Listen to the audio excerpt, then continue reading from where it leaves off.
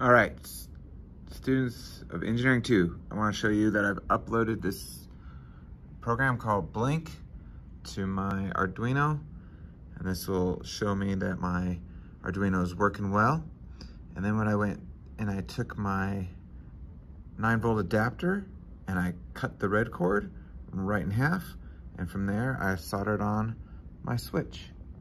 So what I'm going to do now is disconnect the USB, and then my Arduino is now free of the computer.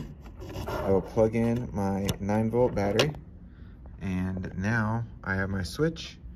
And before I've sealed everything up, double check it.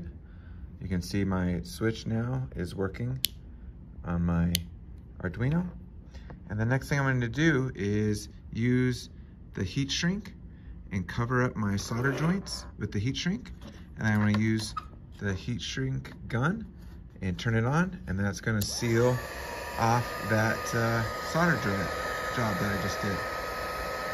So by using the heat gun and the heat shrink, I can nicely insulate the wire that I just soldered and keep my whole electronic components safe from shorting out.